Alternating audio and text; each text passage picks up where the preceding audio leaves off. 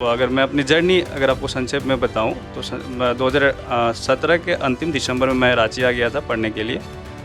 मेरा सपना था कि मैं डीएसपी बनूं। मेरे जीवन में आर्थिक परेशानी थोड़ी बढ़ने लगी थी। परिस्थितियां जो होती है व्यक्ति का व्यक्तित्व निखारता है और ये संघर्ष ही मुझे यहाँ तक पहुँचाया है अभी। सफलता सुविधाओं की मोहताज नहीं होती, ये साबित किया है सूरज कुमार यादव ने। झारखंड के एक सामान्य परिवार से आने वाले सूरज ने डिलीवरी बॉय जैसे छोटे छोटे काम किए, लेकिन अपने सपनों को कभी नहीं मरने दिया। लगातार मेहनत, लगन और आत्मविश्वास से उन्होंने झारखंड प्रशासनिक सेवा यानी कि जीपीएससी की परीक्षा में सफलता हासिल की और डिप्टी कलेक्टर बने। भारत एक्सप्रेस से खास बातचीत में सूरज ने बताया कि किस तरह संघर्षों ने उन्हें मजबूत बनाया और सफलता का स्वाद आखिरकार कैसा लगता है। उनकी कहानी हर उस युवा को प्रेरित करती है जो कठिन हालातों में भी हार नहीं मानते। देखिए हमारे संवाददाता मधुकर आनंद की खास बातचीत सूरज यादव से। संघर्षों के साये में इतिहास हमारा पलता है, जिस ओर जवानी चलती है उस ओर जमाना चलता है। ये बात उन तमाम सफल लोगों के लिए बिल्कुल सही है जिनकी जो संघर्षों की बीज से सफलता के पेड़ बनते हैं या सफलता का पौधा जो तैयार करते हैं। ऐसे ही एक शख्स हमारे साथ आज हैं, सूरज कुमार यादव जी, जिन्होंने जेपीएससी की परीक्षा पास की है और उनके जीवन में संघर्ष का बड़ा महत्व रहा है और जीवन उनका बहुत संघर्षपूर्ण रहा है। हमारे साथ वो आज होंगे और हम उनसे जानने की कोशिश करते हैं। सूरज जी, सबसे पहले तो आराम से हम बैठ जाते हैं, आप भी आराम से बैठिए। आपका जेपीएससी में जो चयन है, क्या रैंक था आपका और कौन सी सर्विस मिली है? अभी आप फिलहाल क्या स्टेटस है आपका? मेरी जो रैंक है वो 110 है और मुझे एडमिनिस्ट्रेशन मिला हुआ है। मतलब झारखंड प्रशासनिक सेवा में आप योगदान देंगे? बिल्कुल बिल्कुल, प्रशासनिक सेवा है, डेप्यूटी कलेक्टर के तौर पे। अच्छा, डिप्टी कलेक्टर के तौर पर। एक बात आपके बारे में बहुत ये कही जाती है, अभी जो बात आपसे भी हो रही थी, कि जीवन में संघर्ष बहुत रहा है, क्योंकि तमाम लोग हैं, कई लोग हैं जो कि compete किए हैं, लेकिन सबकी अपनी अलग अलग कहानी होती है। आपकी जो कहानी है वो संघर्षों के बीच ही चलती रही, जितनी बातचीत आपसे हुई। अगर उसको संक्षेप में कहा जाए तो उस संघर्ष को आप संक्षेप में क्या बताएंगे? जो मेरा संघर्ष रहा है ना, वो बोले ना कि परिस्थितियां जो होती है व्यक्ति का व्यक्तित्व तो निखारता है और ये संघर्ष ही मुझे यहाँ तक पहुँचाया है अभी। जो मैं आज कुछ हासिल कर पाया हूँ या फिर जो मैंने एग्ज़ाम क्रैक किया है, इसमें कहीं ना कहीं मैंने जो स्ट्रगल किया उसी का योगदान है। और अगर मेरी संघर्ष की बात की जाए तो अगर मैं अपनी जर्नी अगर आपको संक्षेप में बताऊं तो 2017 के अंतिम दिसंबर में मैं रांची आ गया था पढ़ने के लिए।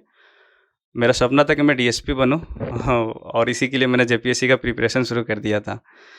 और 2 साल करीब मैंने एडमिनिस्ट्रेटिव कोचिंग सेंटर में मैंने पढ़ाई की और उसके बाद 2021 में मेरा पहला अटेम्प्ट जेपीएससी का था, 7वीं से 10वीं जेपीएससी। उसमें मैंने पीटी पास कर गया, मेंस भी दिया बट मेंस मेरा क्लियर नहीं हो पाया, कुछ नंबर मेरे कम रह गए थे इंटरव्यू के लिए। और उसके बाद मेरे जीवन में आर्थिक परेशानी थोड़ी बढ़ने लगी थी, क्योंकि पारिवारिक जिम्मेवारी मेरे ऊपर थोड़ा बहुत तो था ही। मेरी पत्नी है, बच्चा भी हो गया था और मैं इकलौता हूँ। मेरा मतलब हम लोग 4 बहनें हैं और एक मैं अकेला भाई हूँ। अच्छा। तो उन सब परिस्थितियों के कारण और जो मेरा सपोर्ट मेरे ससुर जी से मिल रहा था वो बिल्कुल, ये सवाल हम बीच बीच में सवाल भी करेंगे। ये कहा गया, जैसे आपने जो बताया कि आप फिर चूँकि यहाँ खर्च नहीं पूरा पड़ रहा था तो आप हजारीबाग चले गए, वहाँ पर एक कोचिंग में आपने पढ़ाया भी और पढ़ाने के बाद थोड़े बहुत जो पैसे मिले उससे आगे का संघर्ष।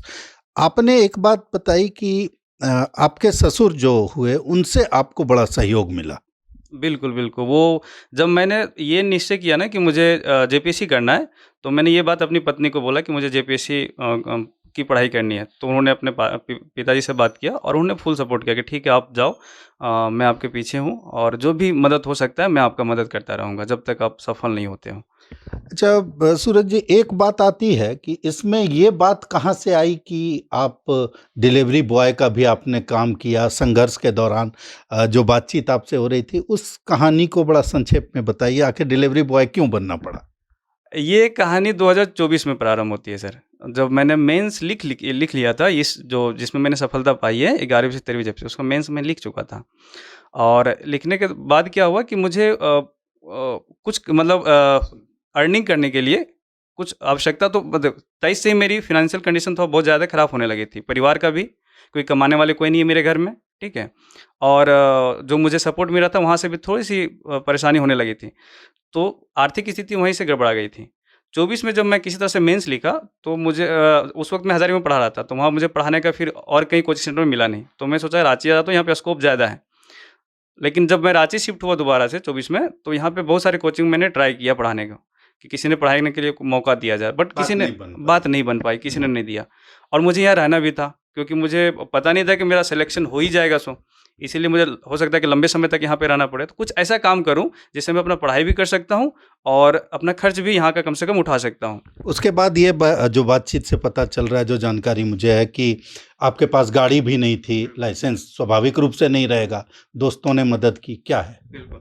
जब बोले ना कि ट्यूशन जब नहीं मिला, तो मेरे दोस्तों ने ये बताई कि आप स्विगी ज्वाइन कर लो, ठीक है? उसमें क्या है कि आप अपने समय अनुसार उसमें काम कर सकते हो और पैसे अर्निंग कर सकते हो। नहीं काम करना है तो मत करो, पढ़ाई करो। जिस दिन ज़्यादा लोड लगे कि हमको आज ज़्यादा कंप्लीट करना, उस दिन मत करो आप काम।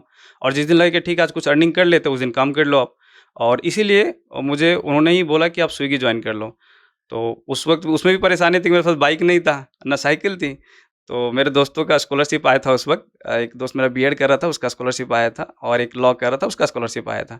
तो उन्होंने ही बोला कि आप पैसा मैं दे रहा हूँ, आप बाइक खरीदो और कुछ घंटे स्विगी चलाओ, जिससे कुछ अर्निंग हो जाएगा और आप यहाँ पे रह करके कम से कम अपना आगे की पढ़ाई आप जारी रख पाओगे। और मतलब इसमें जो आपके संघर्ष की कहानी है, इसमें आपने टीचर का भी काम किया, इसमें कुछ किताबें भी आपने शायद लिखी जो मुझे जानकारी है। दूसरी बात ये रहा कि रांची में भी आपने पढ़ाने की कोशिश पहले की, जब वो सफल मतलब वो एग्जीक्यूट नहीं हो पाया किसी कारण से, तब आपने 6 महीने के लिए ये स्विगी में जो लास्ट का जो 6-7 महीने ना, इसी में मैंने काम किया हुआ है। मेरा संघर्ष, क्योंकि मैं चाह रहा था कि मुझे अगर इसमें सफलता नहीं मिली तो मैं आगे फिर से ट्राई करूँगा, और जब आगे ट्राई करना है तो उसके लिए तो मेरा कुछ तो चाहिए ना अर्निंग, ताकि मैं यहाँ पे रह सकूँ। अभी वो बाइक कहाँ है? अब बाहर में खड़ी है बाइक मेरी, अब मैं आपको दिखा दूँगा।